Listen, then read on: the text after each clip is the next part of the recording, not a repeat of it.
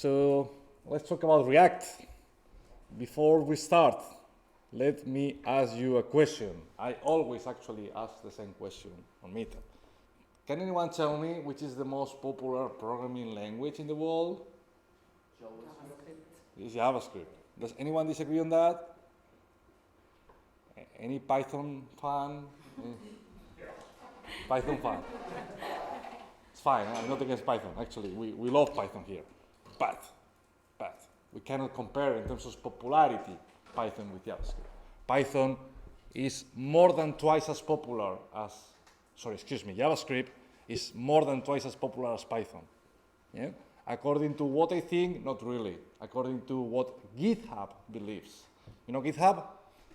What GitHub is, guys? What?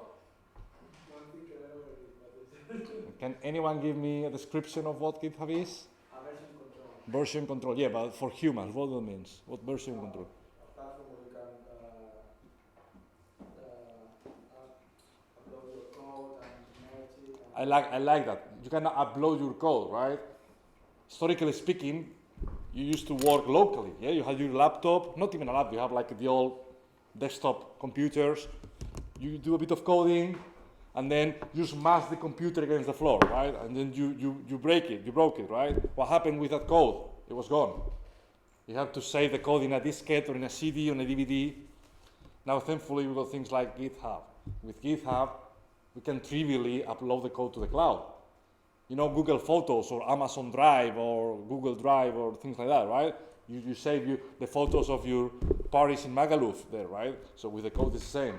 You save the code in the cloud, so if you smash your laptop or if you change your laptop, then you can continue working easily. Yeah. So according to GitHub, and no one knows more about coding than GitHub, like 97% of the code in the world, that's a lot of code, is hosted by them. So according to them, there are about 2.4 million projects written in JavaScript.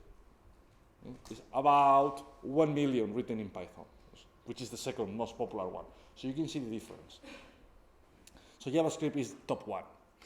Now, let's think a bit about why. I think this is important before I start talking about React.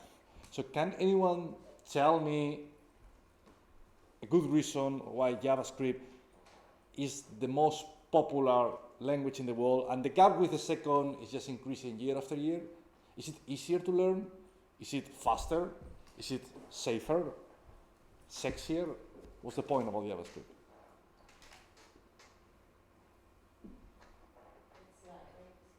It's like what? Lightweight. Well, Python is lightweight as well. Because it's running browser? Runs in the browser, that's correct. That's the most important reason. Yeah? Reason number one is JavaScript was released on the 4th of December of 1995. It's a relatively new language. It's 24 years old, yeah? I wanted to say it's a teenager. Are you a teenager with 24 years old? I don't know. Anyway, at that time, if you are probably about 30 years old, you will remember that the most popular web browser was? Wrong? Netscape, correct. Netscape 4. Yeah, it was the most popular web browser, but not no one. The majority of the people didn't even know what a web browser was, what the internet was in 1995. Yeah? If you are old enough, you may remember Bill Gates writing a book about the future of computing in 1995, and he didn't mention the word internet at all, right? They had to remove the book quickly, right? Before. So anyway, in 1985 we got Netscape, and Netscape. At that time, you could do HTML, CSS, tables, frames. You may remember these ugly websites with the dancing baby, yeah? And they wanted to bring more power to the web in 1995. So they started to check if any language was interested on running natively on a web browser. So they knocked some doors. Hey Java, how are you? Do you want to run Java code in my environment? Didn't care, right? Python, didn't care. C# didn't care. JavaScript, oh, I'm a new language. I run nowhere, so yeah, let's try that sort of partnership. Yeah? JavaScript was the only language Still today, 24 years later, is the only language that runs in a web browser. Yeah? So they got married. So JavaScript is so popular, not because it's any better, not because it's any faster, not at least on the way it was created. Yeah? It has evolved a lot, of course. But originally, it became so radically popular because a web browser is everywhere. I hope you agree with me. Yeah? It's on your laptop, it's on your desktop machine, it's on your smartphone, it's on your smart TV, in some smart watches, of course, in all the tablets. Yeah? Everyone has a web browser everywhere. As a side effect, everyone runs JavaScript everywhere. Yeah? This is the most important reason, historically speaking, why it became so popular. There is another reason. In 2009, before 2009, if you had the money to create a new startup, a new software company, you needed at least 2 developers. You needed a front-end developer, you've heard about that for sure, yeah, front-end developer, and you needed a back-end developer. So you needed someone with the ability to create user interfaces, colors, images, layouts, JavaScript. Yeah? And you needed someone to work on the dark side, APIs, security. So we're talking about things like Java, C#, PHP. Yeah? Of course, some developers, they had the ability to play in both sides. Like some football players, they have the ability to play with both legs. But that's unusual. That's very unusual, very exotic, very romantic. So technically speaking, you needed to hire 2 developers. And that made everything a bit complicated because they had to understand each other. But someone in 2009 said, hey, wait a minute. If we need JavaScript, because it's the only language that got married to the web browser, why don't we create a mechanism to run JavaScript also on the dark side? Does anyone know what's the name of that technology? Node.js, that's correct. So Node.js is essentially JavaScript running on a server, yeah? Not on a web browser, somewhere else. That's reason number 1 why JavaScript became so popular. And that's why there are so many job opportunities out there about JavaScript, because many opportunities, historically speaking, belong to Java, C#, PHP developers. Now they belong to JavaScript, especially here in London. Startups, fintech, they all work with JavaScript for simplicity reasons, right? There is a third reason, more recent than these 2. I used to work for companies like HSBC, Sky TV, and stuff like that. And they had multiple teams. And they had the Android team, the iOS team, the Smart TV team, the web team, the iPad team. Yeah? They have different applications for each environment. Whenever they want to create a new functionality, they had to build the same piece of code multiple times. I hope you agree with me, that's not efficient. Yeah? How many times you like a game, for instance, and the game was supported on iOS, but you had an Android device, and you had to wait 6 months until they migrated, or vice versa. Yeah? Many applications, they are available for iOS, but not for Android, or vice versa. That's an historic problem. But thanks to JavaScript, not anymore. Once again, JavaScript is the only language that gives you the chance to create your functionality once and only once, and then export it automatically to any platform. Of course, you need to look after the user interface, responsive design, but 95% of the job is done. Here at Codery, actually, we're now creating our mobile apps. I'll show you that at the end of this session with React. Cool, so this is reason number 3 why why JavaScript is so popular. So once again, JavaScript is extremely popular. If you are thinking about coding professionally, don't learn Ruby, don't learn Java, learn JavaScript. Yeah? And now, let's talk about React. What React is. We know what JavaScript is. We know why it's so popular. But what is React in regards to JavaScript? Framework library, yeah. I may accept both answers, but as part of our academy, we prepare our students for the market. One of the first things they learn is that React is not a framework. If you go to a job interview to work as a junior developer. And they ask you, first question, what do you know about React? Yeah, it's a framework. They will invite you to leave the building. Yeah? So it goes beyond the scope of this session to understand the differences. But for now, just please don't say that React is a framework. It is a library. Yeah? A library of what? Of which language? Of JavaScript. That's correct. That's correct. Historically speaking, JavaScript, even when JavaScript became very popular, I'm talking in 2010, 2011, it was still a very small language. It was very complicated to work with it. So if you wanted to create complex application, you needed lots of libraries, plugins, frameworks, utilities, yeah? At the end you have a Frankenstein app. It was very hard to balance, to orchestrate. Thankfully, JavaScript has evolved a lot, and now it's super powerful. It's very sexy, big muscles, yeah? However, in some particular aspects, JavaScript is still tough. And the most obvious one is the UI handling. You have a user interface with a button. And when you click on the button, you want to show some content. Yeah? That sort of things that we deal with on a daily basis, on Facebook, like button on Twitter, yeah, all these things. State. What happened, how your application reacts when the user clicks, hovers, navigates, goes back, yeah? How the application reacts to these changes. So that's very complicated to orchestrate with vanilla JavaScript. Vanilla JavaScript means raw JavaScript. Yeah? Because of that, libraries like React facilitate the process of creating user interfaces. Yeah? So JavaScript is React is arguably the most popular JavaScript component today. Arguably. I'll go back to that point in a minute. So who controls JavaScript? Who decides the next features? Who created it? Facebook. That's correct. Yeah, Facebook is the owner of React. Does anyone remember before React who was the king of JavaScript development? It was Angular, that's correct. Starting from 2011. And does anyone know who is the owner of Angular? It's Google. So I hope you see the big picture, right?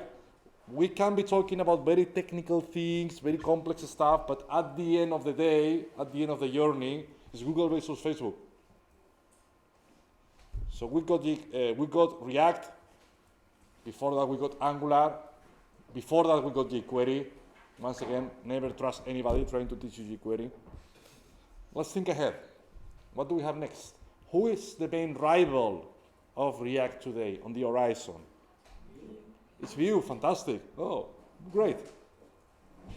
Something I can see over time, we've been running these sessions for a very long time, is that 1.5 years ago, no one really know. And now we can see that 30% of you already know. So that means that the rival is becoming bolder. Yeah? It's more obvious. It's Vue. So we got Google, we got Facebook, and now Vue. Who looks after Vue? Say it again? Say it again? Amazon, wrong? Yeah, open source. Well, React is open source as well. But someone created it, right? But it Humans. doesn't have an owner. It doesn't have a, no, that's not true. Of course it has an owner. Every piece of software has an owner. It is true, I agree with you, it's not a well-known company. It's not Amazon, it's not Microsoft, yeah? It's not Pornhub. The owner of Vue is a group of Chinese people. That's more important than it seems. Historically speaking, the software has been controlled by the North Americans. That's why, on a daily basis, if you're a coder, you don't type the euro symbol, you don't type the sterling symbol, you type the dollar symbol. And now, by the first time ever, the Chinese are trying to get their slice of the cake because they realize that whoever dominates JavaScript dominates the web, and whoever dominates the web, sounds a bit bold, but probably dominates the world, right? It's big power, big power. So we got Angular, React, and Vue. Which one is more popular? Is it React or Vue? React. No, React. You think it's React? Why? Based on what? I'm not thinking. I see the diagram of the internet, the comparison between Vue and also Angular and also React. But how the The popularity. I think this statistic comes from the number of programs which created on the GitHub. I think. Okay. Yeah, I'm not against that argument, but I'm going to show you another argument. The way, generally speaking, we measure the popularity. Again, this is not rocket science. You may disagree, and that's fine. But just to give you an idea. Says in 2020, React and Vue.js will be similar, and popularity will be similar. All right. Well, instead of talking about predictions, let's talk about what we got today, right, on the 27th of November. So, if I type on Google React GitHub, because React is a GitHub project, right? And I click on the first link. And then look what happened. How many people has started the repo? It's quite a lot. It's one of the most popular projects globally, 140K. Let's repeat the same exercise with Vue. So I go to Google, Vue.js, React, not React, sorry, GitHub, yeah. And now let's compare 140K versus,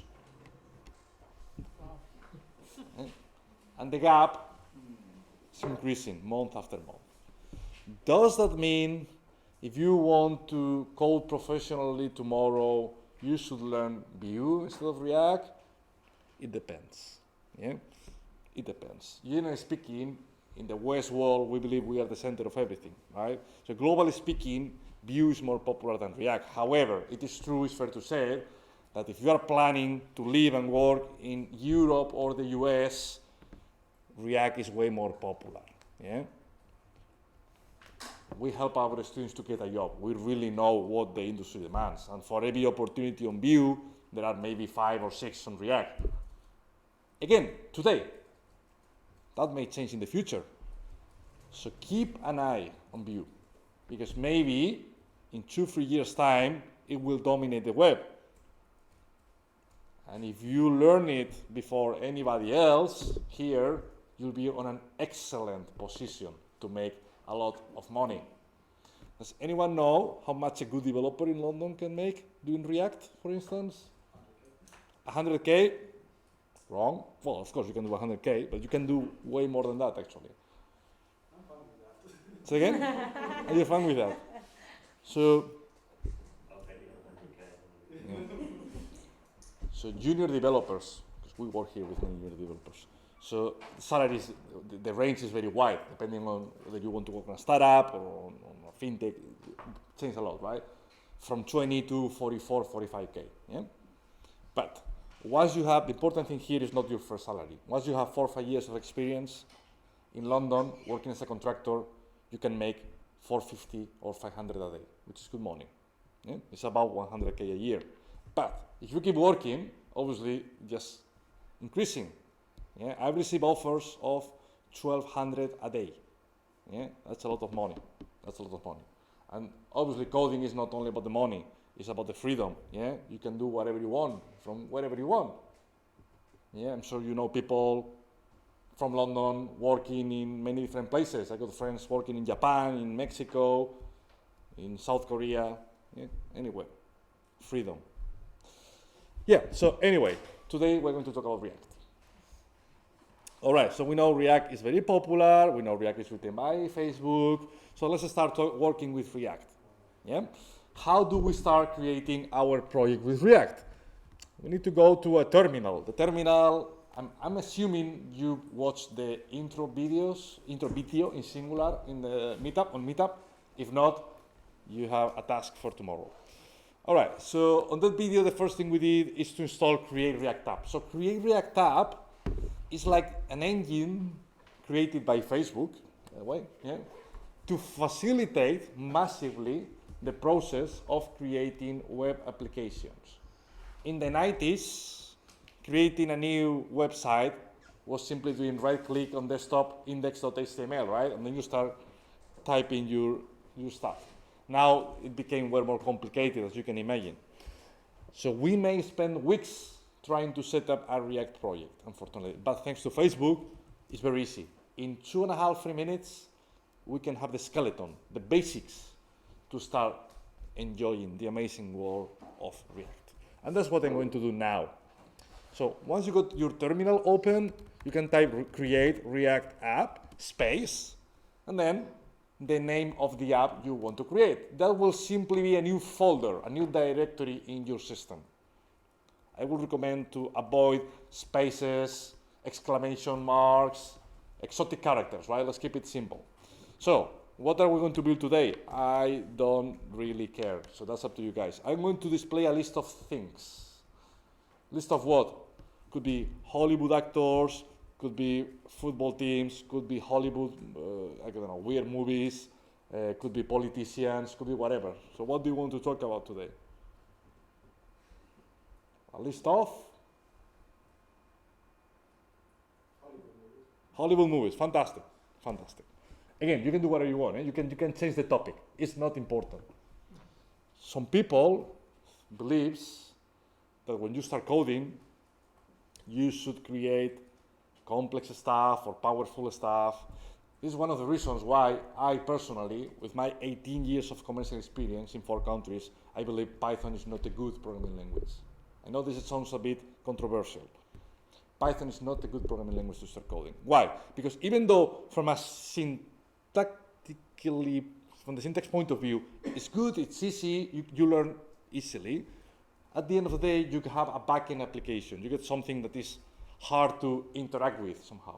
If you create a web application, you have something that runs on a web browser, something you can interact with. You can add a button, you can click on the button.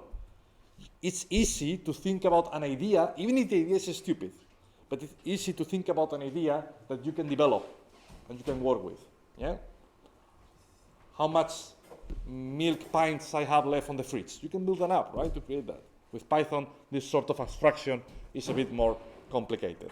So once again, the topic doesn't really matter. I always say the same example. Imagine that you have a kid, a 7-year-old kid, and you want him or her to start reading books, right? Because it's a good thing to read books. So what do you think is more convenient for a 7-year-old kid? To read Harry Potter or to read Shakespeare? Seems stupid, right? But it turns out that even though probably we agree that from a literacy historical perspective, Shakespeare is more relevant than Harry Potter, yeah? For a 7-year-old kid, it may not be the best thing because he may give up. He may give up. Yeah?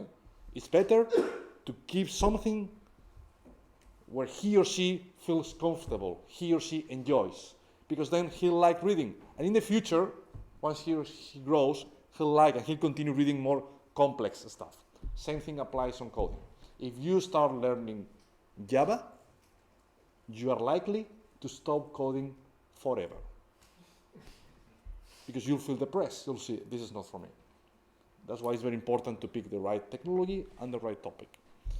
So I like movies. I feel motivated to talk about movies because I like the topic. Yeah? If you feel motivated to talk about anything else, once again, that's up to you. So I'm going to talk about my favorite Hollywood movies. And now you can talk about your favorite Hollywood movies. The important thing is let's create the structure of the project. Create React app, space, and then the name of your folder. So then with energy, we press enter. All right, so out of coincidence, I already had that project created. So let me remove it first. That's a big coincidence. Hollywood movies. So let me remove the folder and then I will create it again in a second. Here we go. So let me try again. Create React app, Hollywood movies. And now look.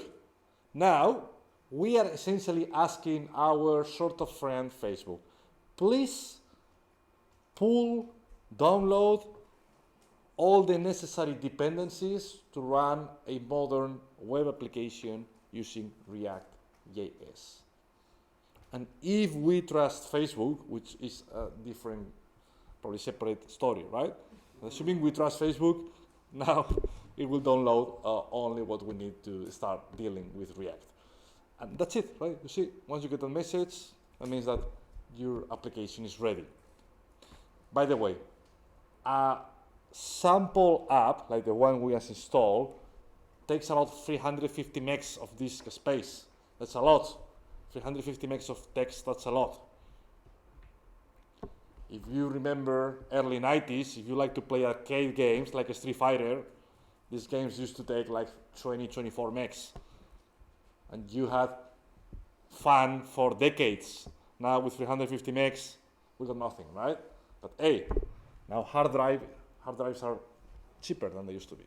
All right, so once you got your application installed, next step is go to Visual Studio Code. I would like to open the app. How do we open the app? Well, it's like opening a file in Photoshop. We need to go to File, Open, and now this is very important. We need to identify where our folder is in our system. If you are a Mac user, it will be simple to find, because by default, unless you do something weird, it will be on your home directory.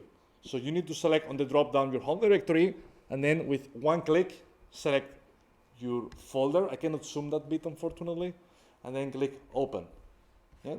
If you are a Windows user, it could be a bit harder to find. I'll show you an example. So you speak in the Windows home directory, looks like that. C:/users/ your username, could be something like sexyboy19, and then / the name of your project. So in my case will be Hollywood movies, right? Something like that. All right, so once you got your project open, now it's time to start the server.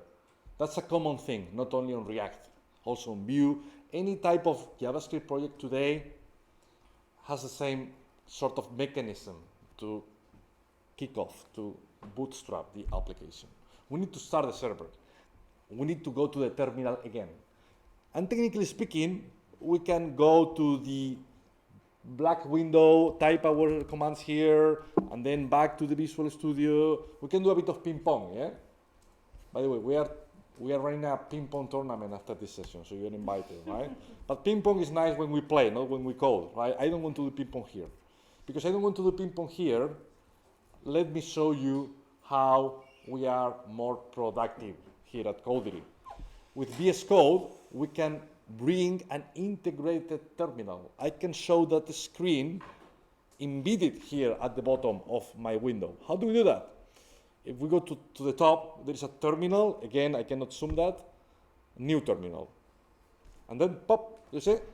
I got my tiny terminal here. And that's fantastic because I don't need to keep switching from one to the other. I got all my relevant stack of data and information here, right? So, does anyone know how to start the server in a modern JavaScript application? npm run start, fantastic. That's sort of a convention in modern JavaScript. When you type npm run start, your system will try to start the server. So let me press this enter button and let's see what happened. Look, I'm not touching my laptop. You see what happened?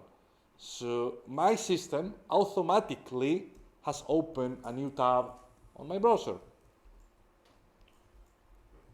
And then the first time it takes longer, right? But after a few seconds, you got that. If you got the React logo, this is the React logo that has nothing to do with Chernobyl on HBO. If you get that, your system is ready. And then what's next? Look, that's pretty cool, right? There is a single message on the screen that literally tells you what's next. Next is edit source app.js and save to reload. In other words, it's inviting us to go on the navigation panel on the left-hand side and open src app.js. Yeah?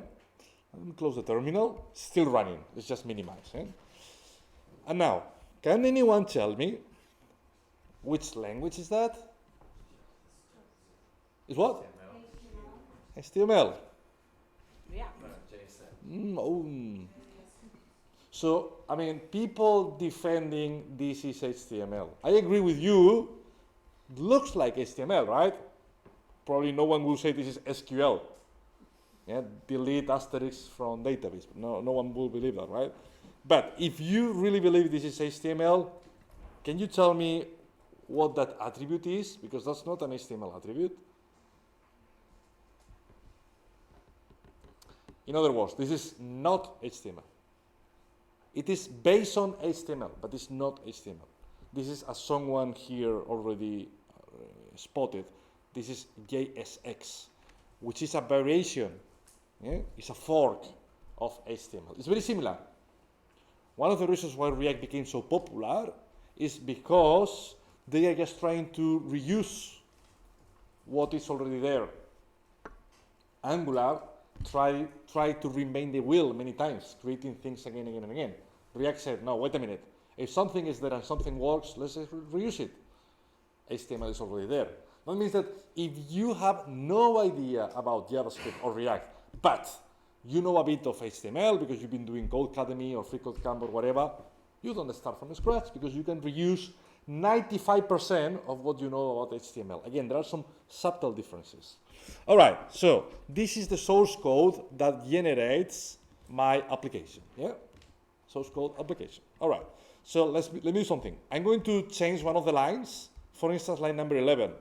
I want to do a smoke test. I want to really see if whenever I change my code, my web server takes the changes, right? So let me change the text to just hello. Yeah, I'll delete that in a minute. I want to type something random, and then here you go. Back to the web browser. It automatically picked the changes. I didn't have to refresh the browser. If you've been coding for a while, you know that historically speaking, we had to manually refresh, not anymore. Yeah? One of the good things of modern development, modern software. Yeah? All right, so now I got a question for you. Here, as part of the bootcamp, we train UI a lot because things need to run good, but they should look good as well. We are not asking our students to become the next Leonardo da Vinci, but at least you should be able to deal with a bunch of basics when talking about user interface, user experience, responsive design, all these sort of things. Yeah? So let me ask you something.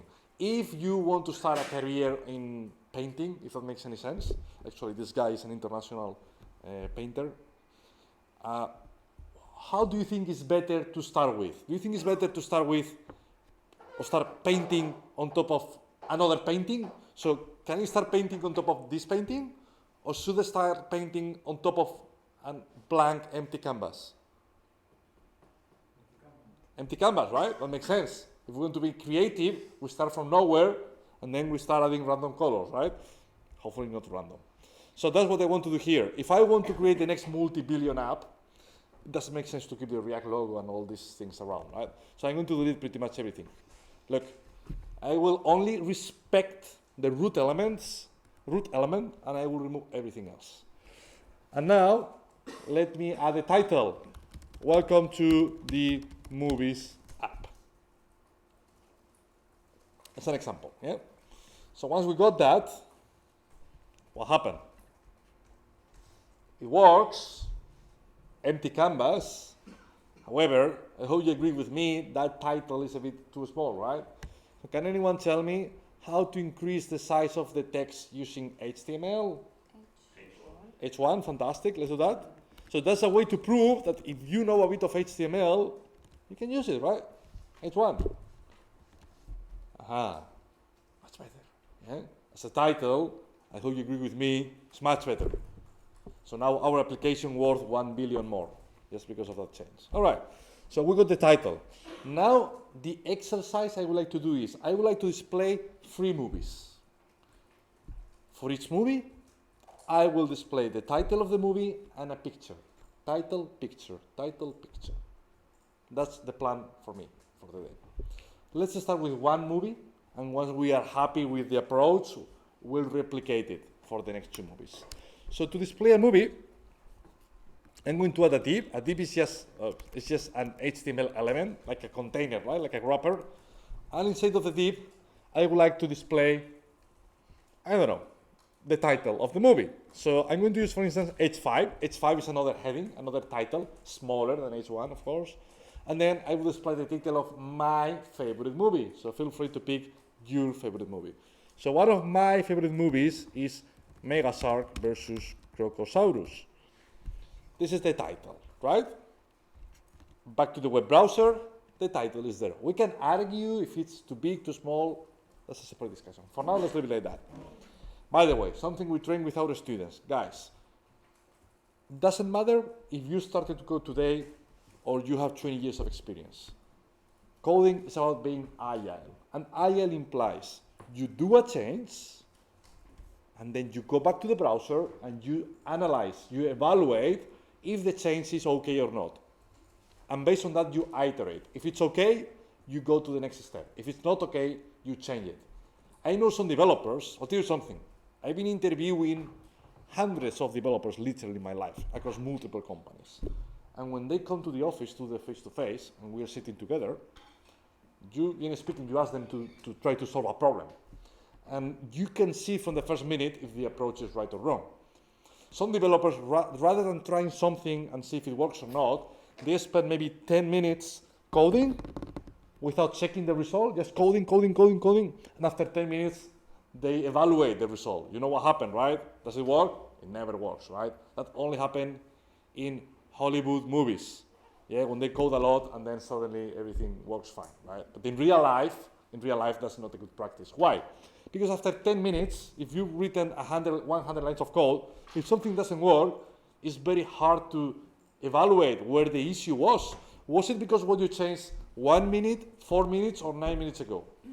If you change one single line and you test it, if it doesn't work, at least you know the exact line that has caused the issue, right?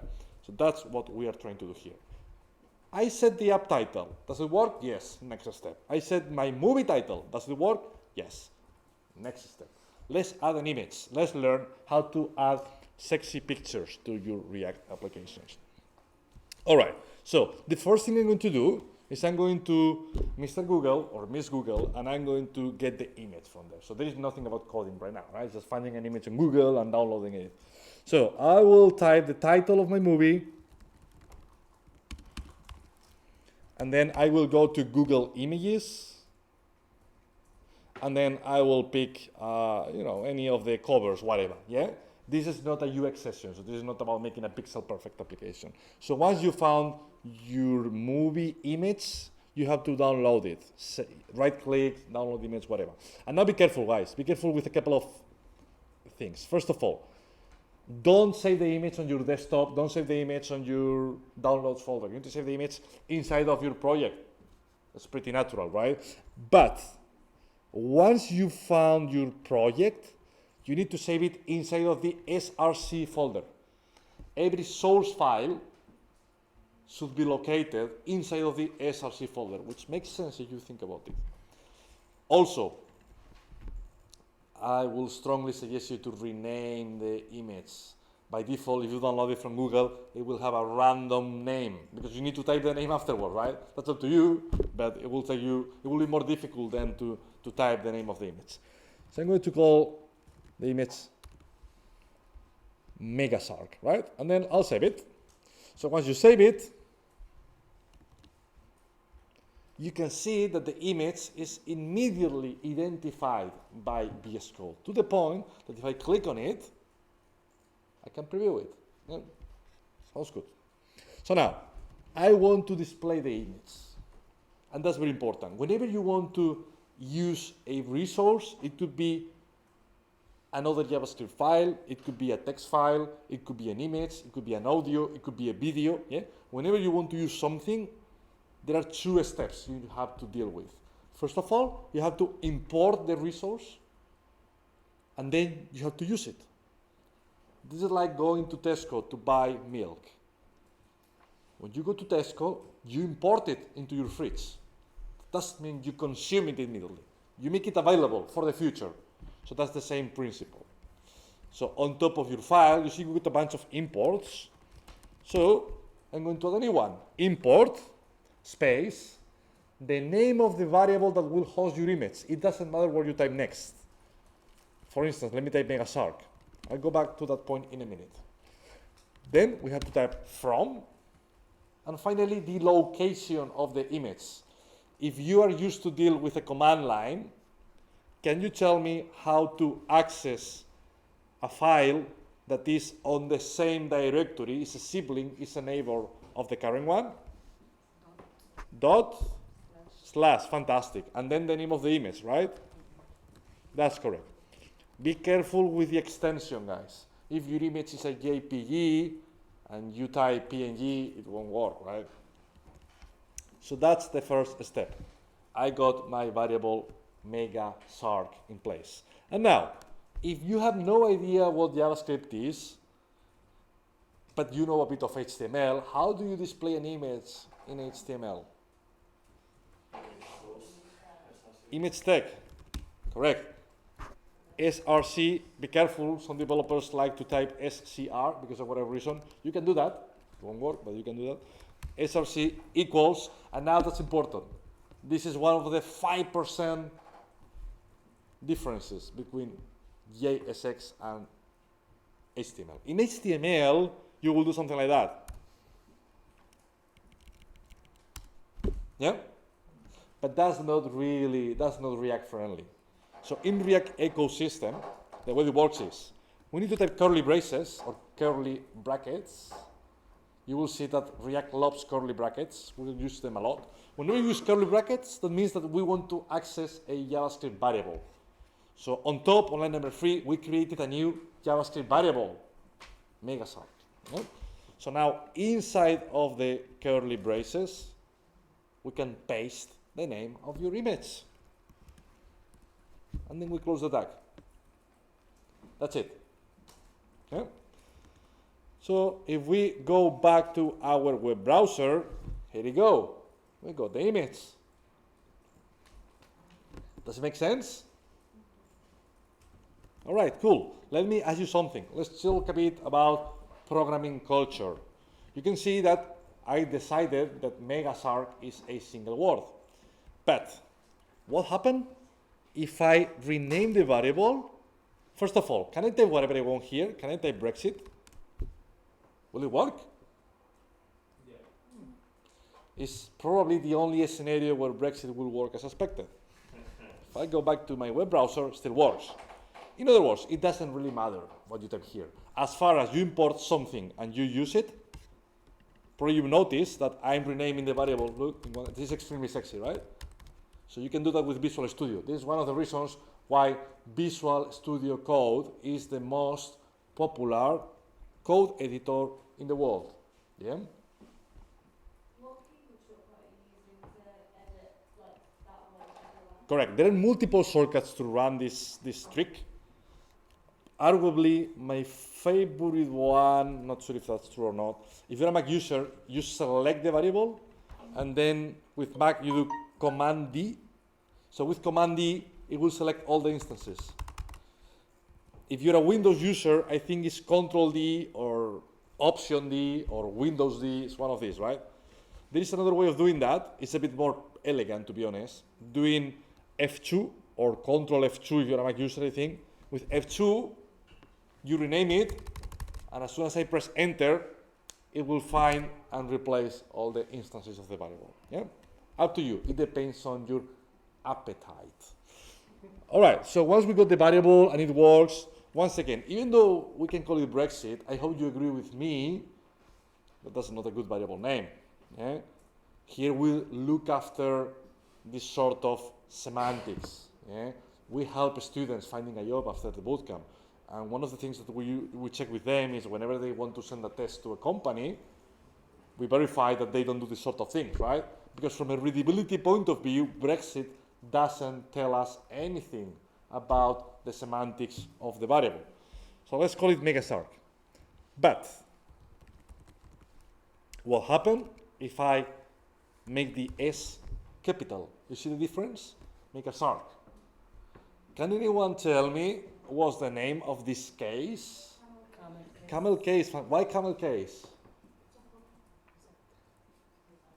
Because it looks like a camel, right?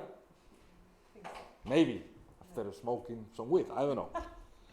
Megasark, yeah, camel case. And what happened if I'm a PHP developer and I'm not a big fan of this syntax? So instead of using capital S, I do something like that. This is it's very common, right, in PHP. What's the name of this case?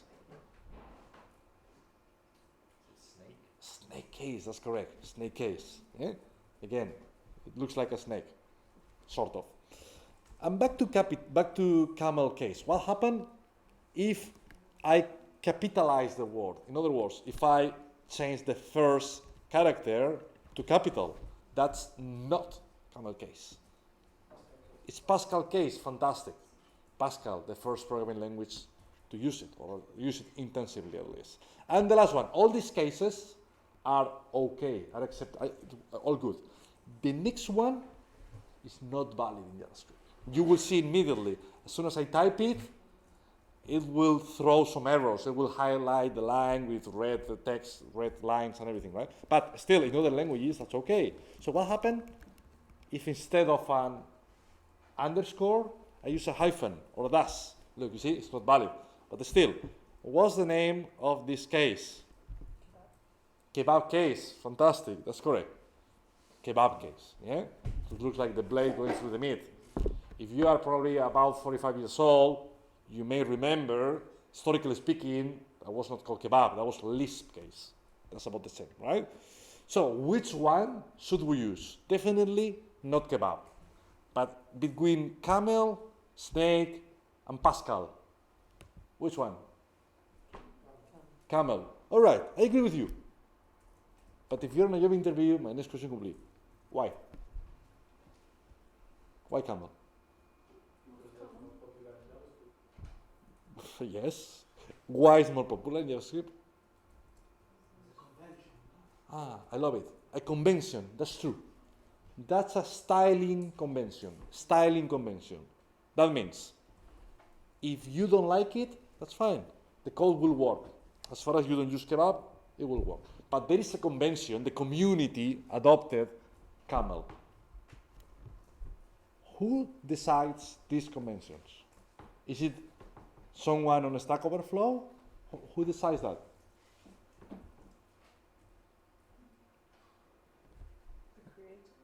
No, that's not true.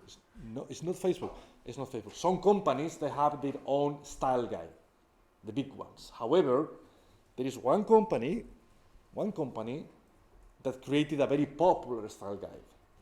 And I believe no one can believe what I'm going to say next, but that's true, right?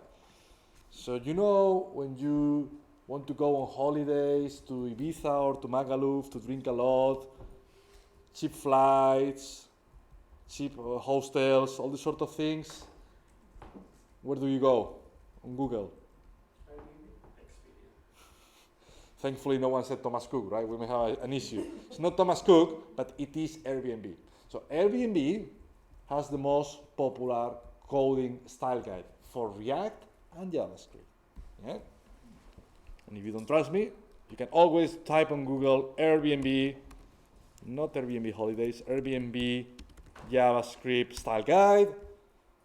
And if you click on it, it's essentially an online document. It's just a GitHub repo. Look, 90,000 stars. Still very, not as popular as React, but, And this guy became very popular very quickly because of two reasons. First of all, it's very simple to follow. Google's style guide is very good, but it's so complex that it's very hard to satisfy all the requirements. But this is a simplified version. And also what I like, what everyone likes about that, is that sort of thing, right? This is bad, this is good. Patterns, anti-patterns, yeah? Cool. By the way, talking about patterns and anti-patterns, if you like React, a couple of months ago, we ran the most popular Meetup event of the year in this country. Yeah, the workshop is on YouTube. React, the good, the bad, and the ugly. So feel free to search for it on YouTube. It's a bit more advanced in this session, right?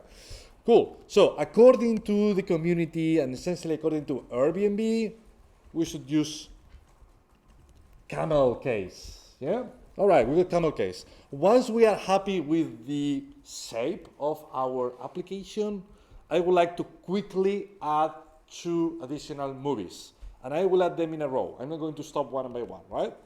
I will go to Google, I will search my second image, I will search my third image, and I will add them all together, right? So, my second favorite movie is going to be Sharktopus, half shark, half octopus, right? So I select it, and I download it, same thing I did before, remember to rename it, all these things.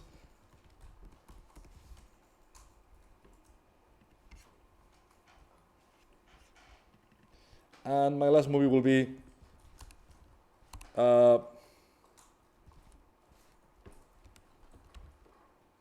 let me try to Shark Exorcised, if that makes any sense. How do you pronounce that? Exorcist? Exorcised?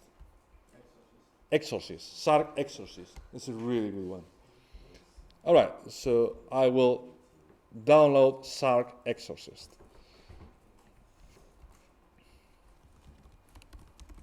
And then I will go back to my IDE, to my code editor, and because I'm a bit lazy today, I will copy the first one, and then I will paste it 2 times.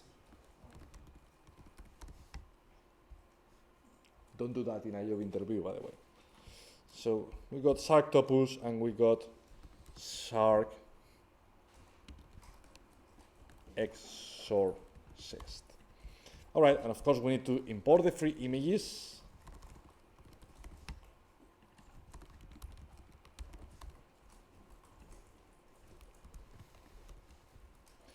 So I got Sharktopus, and finally Shark Exorcised. All right, so once we got it sorted, next thing will be go to the browser and see if it works. All right, so you see in my particular case, that's actually another reason why React became so popular. When something doesn't work, React really tries hard to help you. In my particular case, look at my problem. Module not found, can't resolve exorcist.jpg. So in my particular case, that line is wrong. Why is it wrong? I don't know. Never be afraid of saying I don't know. Because of a reason, developers struggle to say I don't know. It's absolutely fine. But I don't know, and next step is let's figure out. So I thought that the name of my file, of my picture, was exorcist.jpg. However, can anyone see where the problem is? JPEG, right? Fantastic. Yeah? All right, so once we change it, let's see if now the problem is fixed. Right? It's the same problem with Sharktopus. No problem at all. Sharktopus, I forgot the extension.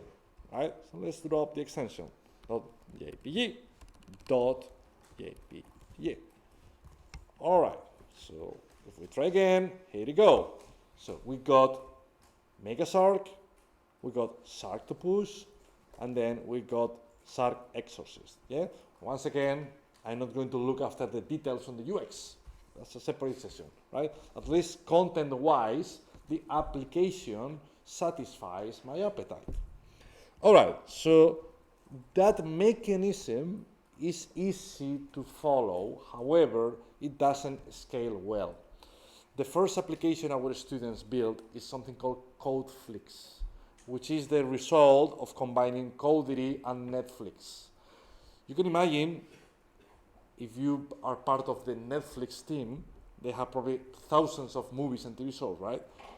You can imagine that whenever they release a new season of Rick and Morty, for instance, they don't do that, right? They don't copy and paste episode 1, episode 2. That doesn't really make sense, right? So now I would like to show you how to scale this pattern. Yeah? Why? Because, I mean, just let's think something very simple. What happened If we go live, we start making a lot of money, and then our business analyst or our UX designer realize that the size of the titles is too small. How can we make them bigger, bolder? You can say, all right, yes, you can change H5, with H2, H3, whatever. We need to do it 3 times. If we had 1,000 movies, how many times will we need to change the title? So we use components. Same time, right? That doesn't scale, right? That doesn't work. So now, let me show you how to scale the system. I would like to create like a template, yeah? You know, like an email template. So if something changes, I want to change it, but only once. And then as soon as I change it once, all my movies should take the change. That's my point. This is arguably the most important reason why React is so popular, because they created a system called a component. So a component is a piece of functionality that you can reuse, more or less, right? So how do we create a component? There are different ways of doing that. I'd like to show you the easiest one at least. We need to create a JavaScript function. If you don't know what a JavaScript function is, I will invite you to watch some of the Intro to JavaScript series in our platform. I'll go back to that point in a minute. For now, we need to type function, and then the name of your function, the name of your component. So I would like to call it movie. Note the capital M. So according to React guidelines, components should be written in Pascal case. Remember, with the capital first letter. Yeah? All right? I open and close parentheses, and now we can return a piece of HTML or JSX to be more precise. So let's do a simple test. Let me return hello. Something like that, right? So if I type hello, now let's see how do we invoke it, how do we bind that component. I'm going to delete or comment at least. You can comment code, by the way, very easily. You know, commented code is code that doesn't run. It's there, so you can uncomment it, but doesn't run. So to comment code in Windows, you need to type Ctrl/. On Mac is Command/. Yeah, you see, green code means it's disabled. Yeah. So now because the code is disabled, look, a React component is just a new tag, like an image, like a label, like a div, just a tag. So now, look what happened. I got it. I can display hello. What happened? Can I do that? Can I display hello 3 times? Will it work? Yeah, of course. That's the entire point of a component. You can reuse it. Yeah. Once again, when you go to Airbnb and you select the dates you want to stay in a hotel or an apartment or whatever, you have 2 calendars, right? Check in, check out. Technically speaking, it's just one component, but they are reusing it. So that's the same principle. All right, so now let me get rid of that dummy piece of JSX and let me simply put something like that. Yeah, my first movie, Mega Shark. You may have noticed that I added some parentheses surrounding it.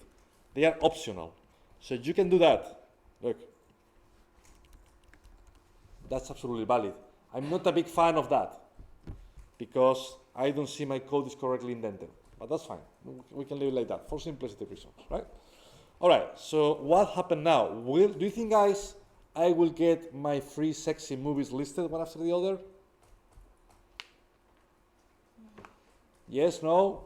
So why not? Because this function returns only one movie. Correct. Look, Mega Shark, that's correct so far. It's the first movie. But will the next one be Sharktopus? No. So look, it's not Sharktopus. It's again Mega Shark. And then again Mega Shark, yeah? too much Megasark. Well, not for me, but technically speaking, it's too much, right? So how do we change that? Thankfully, when we create a component, we can pass some custom data. And this is what I would like to do now. Look, in here, we can pass some attributes. Again, that has nothing to do with React. In HTML, we can have attributes as well. So let's have an attribute. For instance, the title of the movie. And now, I can pass the title. Please note the quotes, because that's a string, technically speaking. Yeah? So, let's pass the titles of the free movies.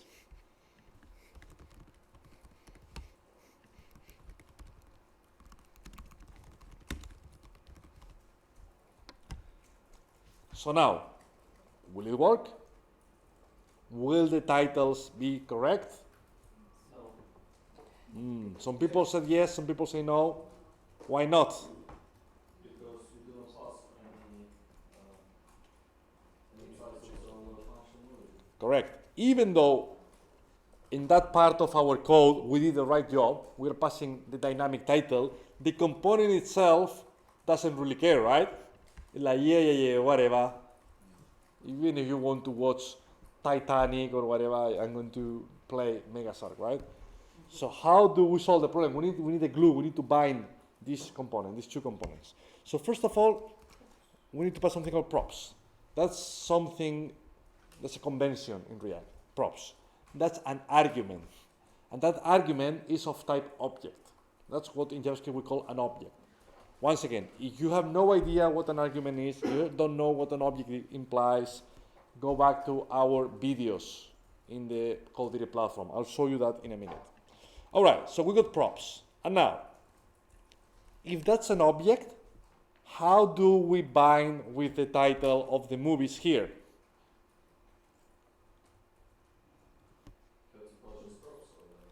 Props, and then how do we access a property of an object? Dot title. Interesting. That's interesting. That's sort of correct. In JavaScript, the dot implies that we want to access that property. Let's see if it works. Oh, that's weird, right? I'm sure everyone has at some point received an email from a marketing campaign from Net-a-Porter or things like that saying, hello $user. It's like, who the hell is $user, right? They fail to interpolate the email. That's the problem we have here. We don't want to display props.title. Doesn't make any sense. We're going to display the actual title. So how do we interpolate that? Parentheses like that? No? Curly braces, correct. With curly braces, you remember, we talked about that before, we interpolate. We transform static chunk of text into something meaningful. Aha. Megasark, Sarktopus, and Sark Exorcist, right? So the titles are absolutely fine. But what happened with the pictures? It's still wrong, right? So what do we need to do to display the appropriate pictures? Correct. Pass another attribute. That's the correct way to call that, right? So we can pass another attribute like picture. It doesn't really matter, right? I can type Brexit again here. As far as now we refer to it correctly here, it doesn't really matter how we call the argument. So picture, and then, very important guys, because now we're passing a JavaScript variable, which is the name of the picture, yeah, Megasark for instance. Can I do that? No. Look, it's red. Why not? What's wrong here?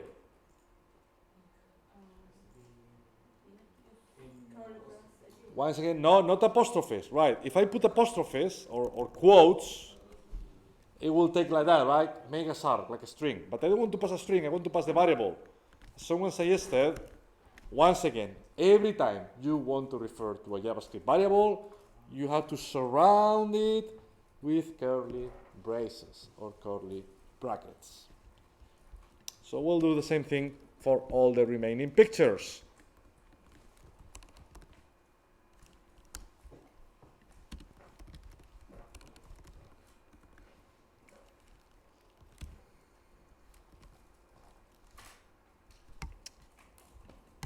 All right. So, will it work? Yes? No? Why not? Which function? Movie. On the movie component, what's wrong? Correct. Megasarc is still hard coded. So, okay, you tell me, what do we. Props? Dot? Picture. Fantastic. Fantastic. Yeah? Now, look, Megasarc, that's correct. It's been always correct. Oh, Sarctopus. And Sarc Exorcist. Yeah? So that's now fully correct. So the beautifulness about this pattern is, if now we got 2 trillion movies in our database, and our business analyst or our UX designer wants to change the title, how many times we need to change it? Once. Here, yeah, look, H2. That's it. Boom. All the titles got updated. It's a very sexy pattern.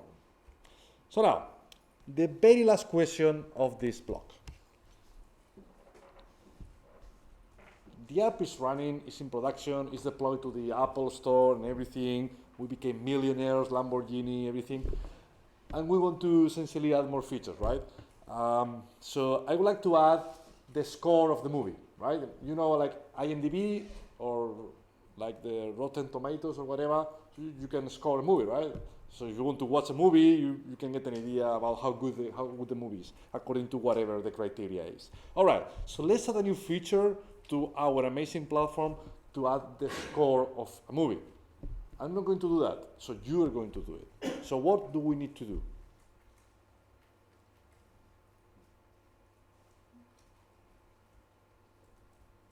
Add another attribute. Fantastic, add another attribute. Tell me, what's the attribute name? Call it scores. Scores in plural? I just want one number. Score, semantics. If I have an attribute called scores, Yeah. mentally speaking, I would think I have a list of scores, 1, 2, 3, whatever. Yeah, but yeah, to keep it simple, yeah, just one score. So I'm going to give scores for these movies because I'm assuming no one has watched them. So Megasarc is clearly a masterpiece. It's 9.5. For Sarctopus, 7.8, and for Sarc Exorcist, that's pretty average, right? 6 point something, 6.5 for instance, right? So now, what else? Near to the title, after the title, I want to type comma, space, score, colon, and then the number. So you tell me, what do I need to change?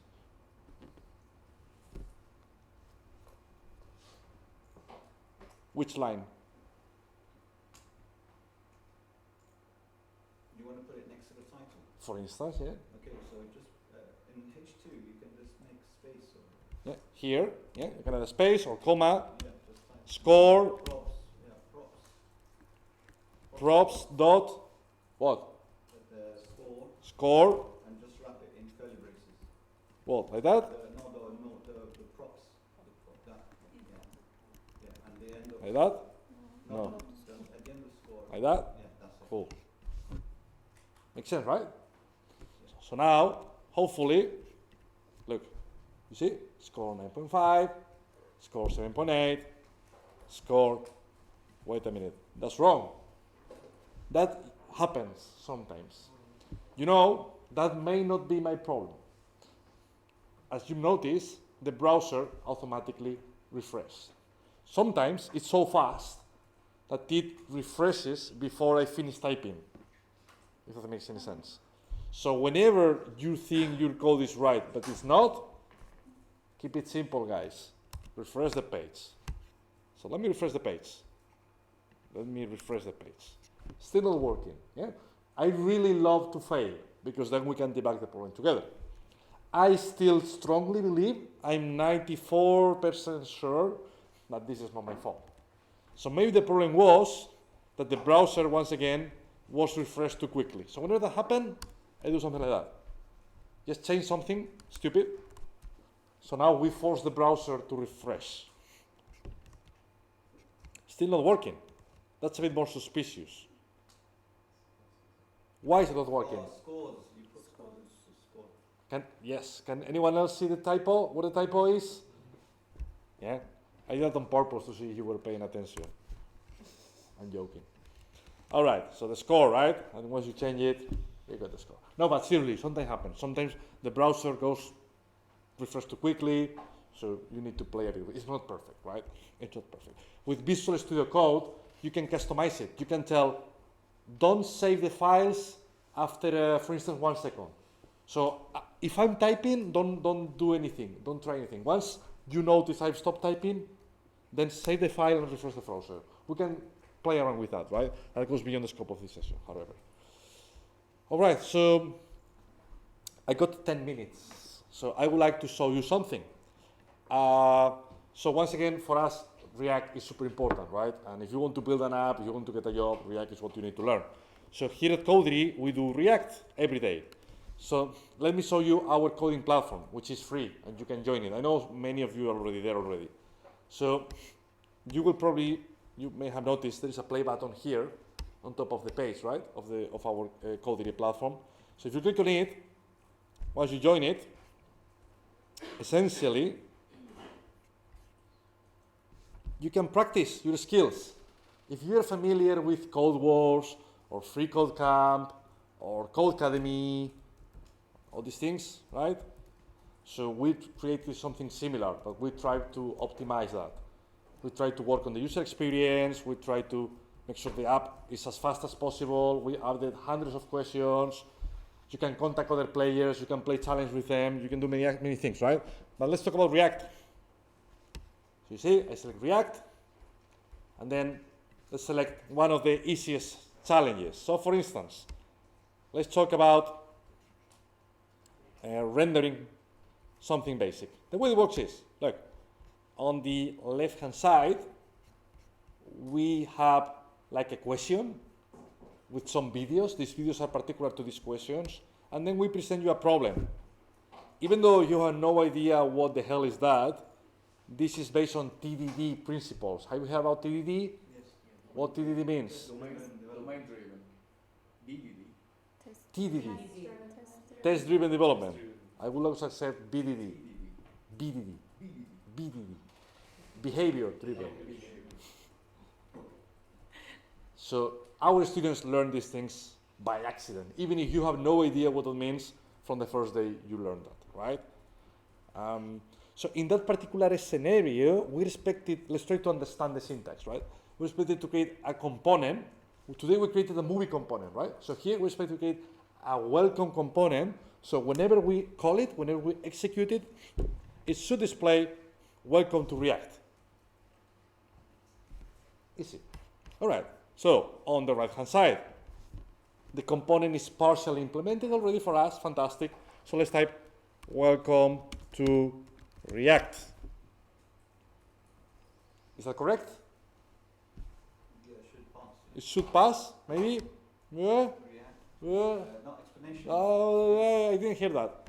I didn't hear an exclamation mark. Let me test it. See if it works. It doesn't work. And as you can see, I mean, this is done for dummies, essentially. We are telling as much feedback as possible about the problem. We are first of all highlighting where the test failed. And look, expected welcome to React to equal welcome to React. And you can maybe think it's the same, no? It's not the same. We missed the exclamation mark, right? So once we put the exclamation mark in place and we evaluate it again, let's see what happened. We got confetti. Yeah. You can't imagine, we had some meetings recently with some potential investors. You can talk about all the infrastructure, the cloud, everything, the technical aspects, yeah? 100,000 lines of code to run this. And they don't care, they just care about the confetti. Anyway, that's business, and that's a separate story. So the way the system works is, we present you 5 questions, this is 1 out of 5, about this particular topic. Let's do one more, I'll skip the next ones. So let's do literally only one more. So on question number 2, what we got here, guys? Let's again try to understand the problem. Once again, the component is the same, welcome, but in this particular case, does anyone know what the p tag means in HTML? Paragraph. The paragraph, fantastic. You see, you know that already. Cool, right. So, can anyone tell me what are we trying to achieve here? Just find the paragraph tag. Does it have a length too or no? Yeah, but from a right, but from a human point of view. So, what are we expected to do here? To write the text that is no less than 2 characters. So, the way I will read that is, A, my component should have how many paragraphs? 2, correct. On the first one, the text should be welcome. On the second paragraph, the text should be to react. Yeah? By the way, as you may have noticed, if you start counting, you start as human as 1, number 1. Yeah? But JavaScript, generally speaking, starts at 0. Anyway, on the right-hand side, we already got the welcome component, and now we need to add a new paragraph. By the way, can anyone see, because of the color scheme and so on, can anyone figure out which code editor are we using here?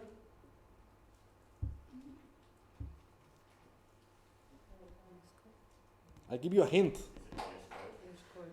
It is VS Code. And this is mind-blowing.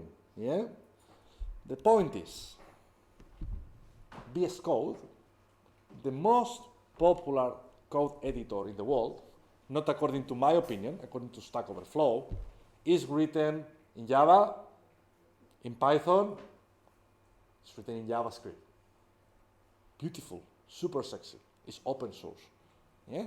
Because of that, you can use it as well on your website, which is what we are doing at Codery. It's fantastic. Syntax highlight. You can use all the tricks. You remember how we copied stuff before? Look. Hello, you see? Simply great. Look. You can do all these things, right? All these tricks.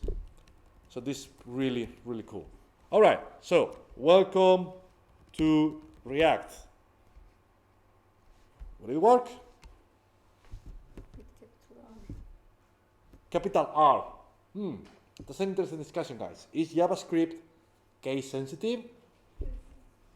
I don't know. Well, in theory I know, but let's figure out. Let's run it and see if it works or not.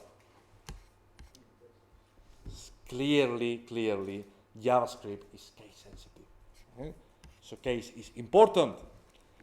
Let's fix that. And if we evaluate it again, we got confetti. Yeah? For instance, let me ask you something. The code, as it is at the moment, it's okay, it works. Do you think it's perfect? From an elegance point of view, you remember Airbnb, styling, stuff like that? Tell you something, it's not perfect. Thankfully, we play a lot with the standards from the very first minute of our bootcamps. Missing semicolons. What that means in JavaScript is considered a good practice to add a semicolon. You know, when you are writing a letter, when you finish a sentence, you add a dot. The text will be probably, all the readers will be able to understand your message without dots and without commas. But I hope you agree with me, it's more readable if you follow some rules. This is one of the rules. The code works, but if you don't drop the semicolon, you'll get a penalty in a minute. Yeah? So once we have the semicolon, we evaluate again, and then you'll see in a second, aha, now it's perfect. It's absolutely brilliant. And that means we can jump to the next question, which I'm going to skip, right? So why am I showing you that? Because at the end of this rally of 5 questions, that's one of the big difference with other coding platforms. We give you score. So the score is telling you how good your performance was across that particular topic, from 0 to 100. Based on what? Based on different metrics. How many questions you completed, how many times you submit and you fail, how long it took you, how standard your code is, how many times you went to Google to see how to add a paragraph to HTML, all these things, yeah, you know, will give you a penalty. Yeah? So what do we do with that? Well, this is completely individual. You can do it for free and everything, right? You can play with HTML, CSS, React, Python, JavaScript. We also run coding challenges. Actually, I said at the beginning of the session that Codery is at the moment the most active Meetup group in the UK. Personally speaking, I believe the reason is that the coding challenges. We run coding parties often. Last week, we had about 200 developers in 4 different countries playing with the platform. You may have heard about that on the media. So for instance, how that works. Everybody in London, Paris, Madrid, and Moscow, they all got the same questions. So they had to demonstrate, playing as a team, British team, Spanish team, French team, and Russian team, how to solve problems. Soft skills, yeah? How do we collaborate? At the end, of course, we can reveal the results individually, so we can analyze who finished on top 32. You see, of course, on the bottom, no one solved any question, but then you can see on each country how many points they got, right? And also, the main aspect of these challenges are the team results. You can see Esteban, by the way, is joining the British team. Why? Because at the end of the challenge, we can compare the median performance of the developers on each country. Yeah? So this is one of our most popular activities. And out of coincidence, do you know, guys, Time to React? No? So Time to React is one of the most popular Meetup groups here in London. And next week, we are presenting mobile challenges. So we're going to run a challenge with our smartphone, right? So just 1 minute left. So in the last minute, just let me show you why for our students it's easier to get a job than any other path. We can share the data with companies. If I'm a company and I'm looking for a developer without any experience, I can simply check on the charts, you know, how much each person has been participating, right? So I can click on any of the guys, and then, you know, I can essentially see the position on the rank, how many times the person has been the player of the day. You know, we can get many details, right? And also, if you play, you can see the top players of the day, of the week, of the month. You see we got about 1,800 developers from 54 countries, right? So again, we use that tool a lot. Our boot campers, of course, they have access to more questions than the rest. But you know, you can get many statistics, best developers of each country, all these sort of things, right? So from my side, I am actually, sorry, I forgot something.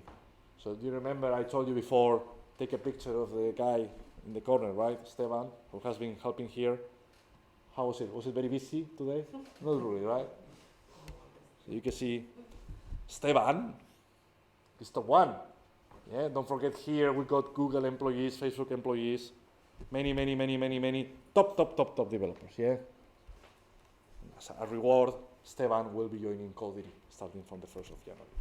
All right, so that's pretty much it, guys. If you like Codery, if you appreciate how sexy we are, you know, you are welcome to join our bootcamp, 6th of January, new cohort, before it's too late.